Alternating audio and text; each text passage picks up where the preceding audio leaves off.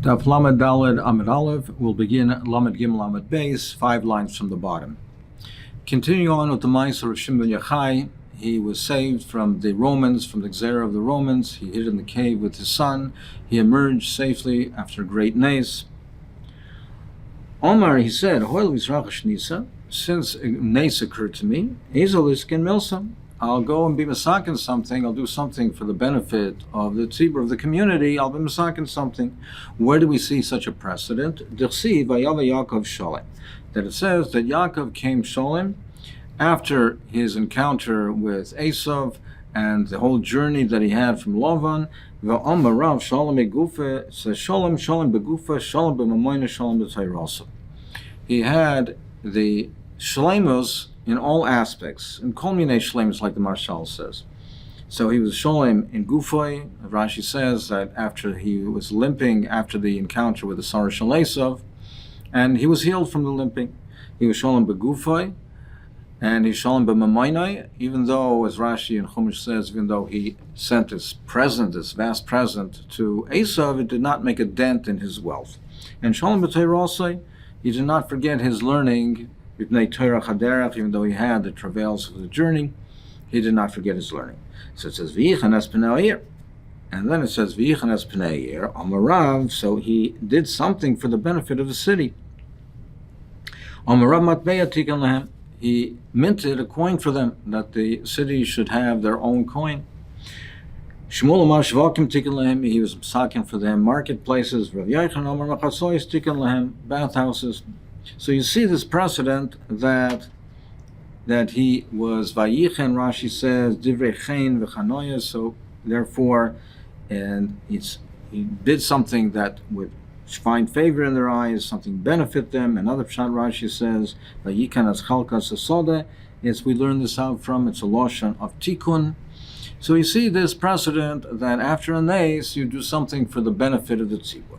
So similarly, Rav Shimon Yochai said, Omer Iken Milsa the boy l'sikuni.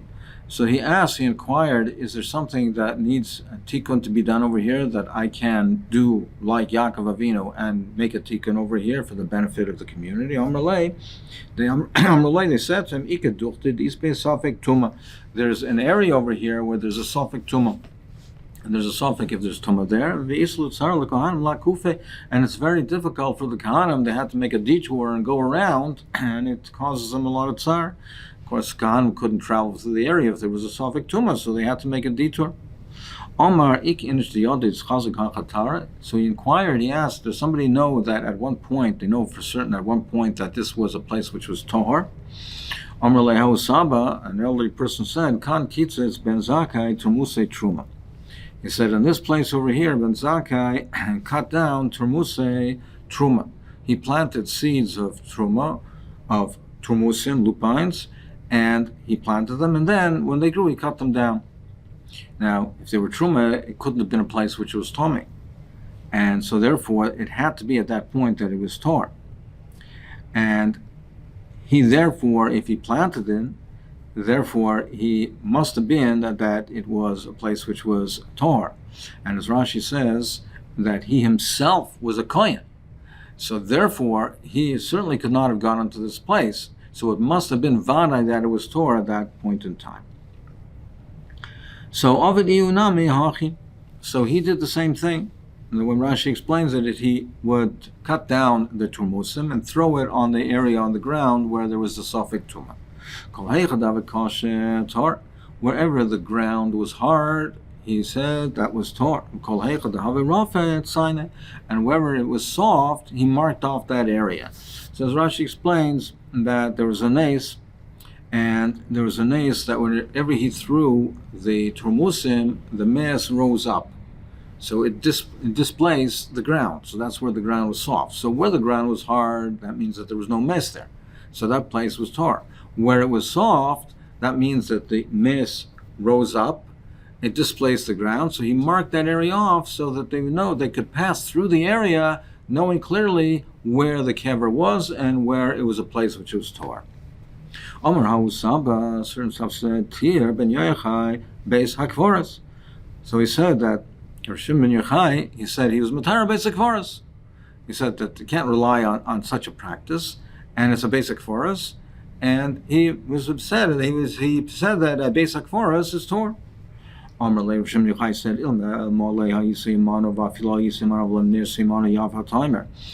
could object to what I'm doing if you weren't with us when we deliberated this, when we paskined on this. If you weren't with us, or even if you were with us, but if you disagreed and you objected at the time, then you have a valid objection. You have the right to object. But but you were with us, and you agreed with us. So now you're casting dispersions. Now you're being moitzi shema. People will say Zionist mefarchzuzu. Even the Zionists, they braid each other's hair. They do show kindness for each other. And Tamid Chamem lekol shekeh. So you're going to, this action over here is going to cause a bizoyin atayra and bizoyin for Tamid Chachamim. It's going to cause a machlokes. Yoav be'ein of Nachnash. He gave him his eye, and Nachnash, and this he was nifter. Nafek l'shulka. After that, he went out to the market. Chaza liYehuda ben Ger, and he saw Yehuda ben Ger. This was the one in the Maisa that brought about this whole zayr from the Romans, which caused Rosh Yochai to hide in the cave. He's the one that told over this Maisa that Rosh Yochai was talking disparagingly about the Romans, and he saw him. Omar Adayin Yesh L'Zeb. This person is still alive. Nasam be'einav v'aso gal shalat somas, and he turned into a heap of bones. So the way Rashi and Taisus are learning, Rashi learned that he didn't intentionally slander. He didn't intentionally say b'maitzi shemra. He happened to be telling it over to his household, and the word got out. So it's a little bit difficult that he talks about him in that manner. Even more so, as Taisus learns, he's Geir, it's not Yehuda ben Ger, he's Geir, it's Rabbi Yehuda ben Ger. He's Geir, and there was a Tana, and a very choshev a person. So Taisus says, we're not Geiris over here that Nasa Gal Shalat Samis.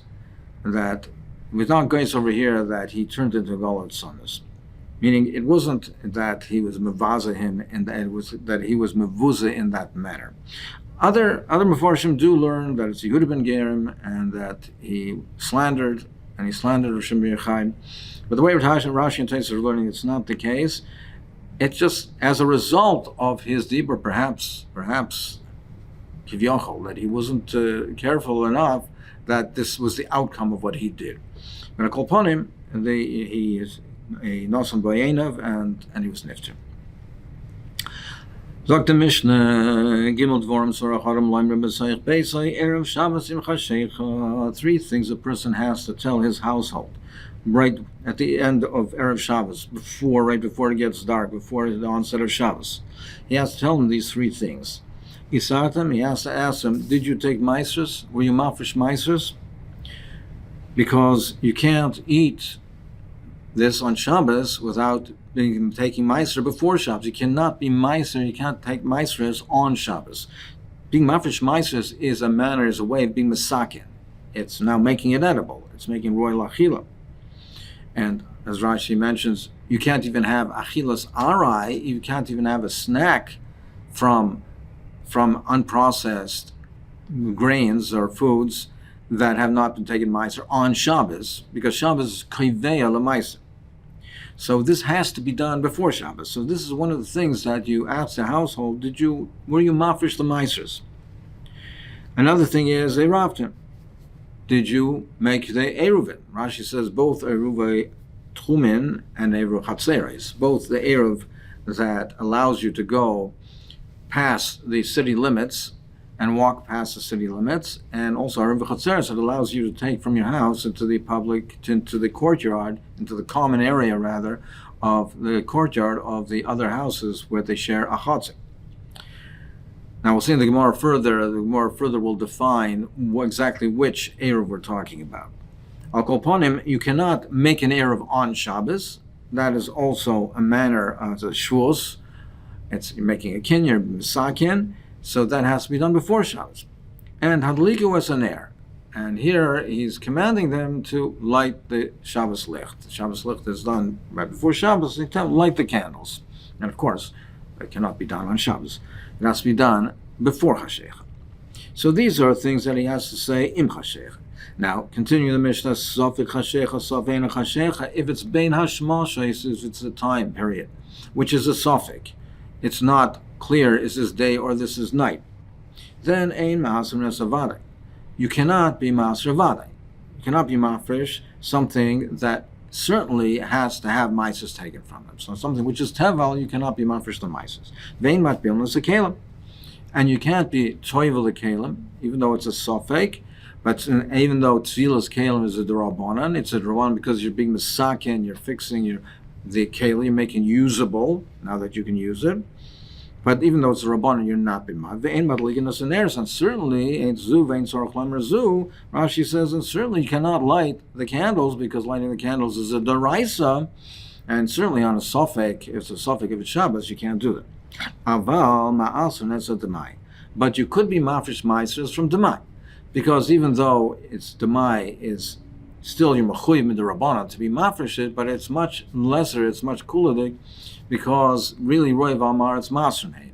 So Demai is produce that's bought from an Amaretz, where most of the Amaratzim do take the Mafresh Maisers. So but the bun, nevertheless, we're Machayiv you to take Maisers, but there are certain situations where they're makel on it. So here, they're not Machmir on a Sofek, on Binish Mashers.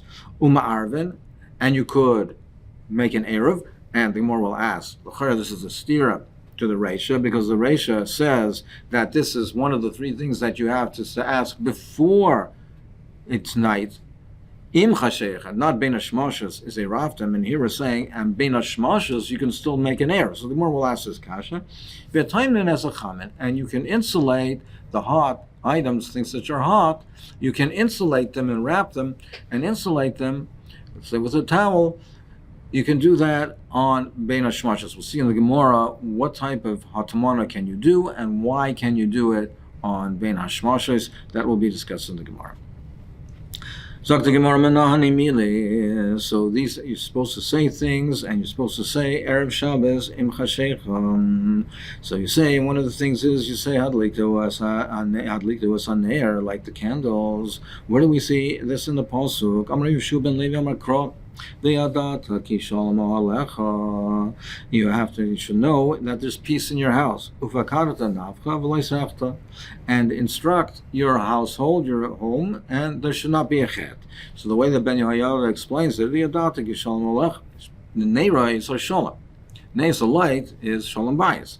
You should inspect to see if there lights, if there's candles being lit in the house, if there's a shalom in the house. And if you see that it is not, then instruct your household to light the candles, and there shouldn't be a chet. Even though we said that these things have to be said in the household, but nevertheless, but you should say it gently, not harshly, not nervously, not in an agitated way. You should say it softly, so that it should be, your household shall accept it from you and take it from you. He said, I didn't hear this, but nevertheless, I understood it was self-understood. I did it on my own svara. Frank the Gemara, we seem to have a steer in the Mishnah. So the range of the Mishnah says there are three things that have to be said Erev Shabbos im Chashecha, before it gets dark, before Bein Hashmashos. Well, it's the end of the day; it's still light. Im Chashecha in Safek Chashecha, Safek and Chashecha light, but not Bein Hashmashos. Then the Sefer says Safek Chashecha, Safek and Chashecha Ma'arev. Then it says Bein Hashmashos. You could make the Erev. So it seems to be a steer. Simen begufa zimet sif bechavla the milsa. Amarav Amarav Chia Amarav Amarav light kasha. It's not a kasha. Kan beruvet chumim, kan beruvet chatzeres. There's a difference between a ruvet chumim and a ruvet chatzeres. A ruvet chumim, there's a shita that a ruvet chumim is a deraisa, but even the Mandomer says a dorabanan. There's an asmachtam in a pasuk. But a ruvet chatzeres is a chumah dorabanan. So even in the Rabbanans, there are different levels in Isura the Rabbanan. Tchumim is a shul's gomer. It's and has in the core from the pasuk. So that's much more chomer. So by tchumim we say that has to be done before bein hashmashos. But eruv v'chatzeros, which is not as chomer, that can be done even bein hashmashos. Now the question is, as we mentioned, Rashi in the Mishnah says when it mentions tchumim, so Rashi mentions both of them. Eravtim in the Mishnah, Rashi says eruve tchumim v'chatzeres. And now here we're saying that ratio of the Mishnah, which says gimel dvorim tzaracharm loimer, and one of them is eravtim, really now should only be eruve tchumim, not chatzeres, because chatzeres you can even do bein hashmashos. So one teretz perhaps is that Rashi was going lefi the havamina, which is kedarka, that Rashi is saying this lefi the havamina, because according to the havamina, it would seem to be that both are implied. Lefi the maskana, it's eruve chatzer, eruve tchumim rather in the reisha, eruve chatzeres in the sefer can be done bein hashmashos. Some sefer says that really the eruve tchumim chatzeres can be done bein hashmashos. But you have to ask about eruve tchumim before bein hashmashos. So he says, Rashi is saying that once you're asking about tchumim, you already ask about chatzeres as well. But b'diavad, chatzeres can be done bein hashmashos. V'omar Rava says, Omro lo shnaim shtei v'ari v'leinu. If two people tell a third person, Reuven and Shimon tell Levi to make a tchumim for him. For one of them, he put the erev down mibayim. And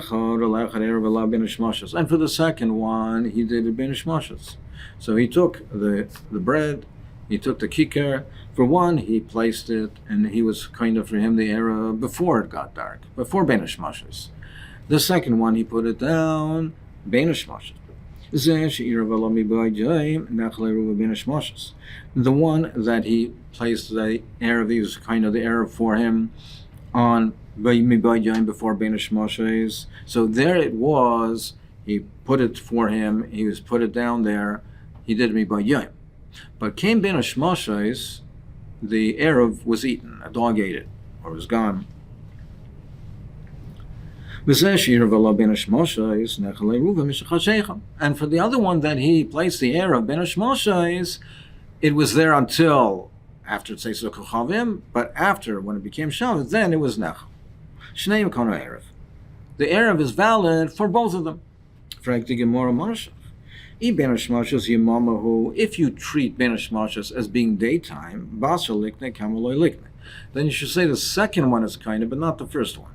Because if you say the bein hashmashos is daytime, therefore when he put it down bein hashmashos, he put it in the day.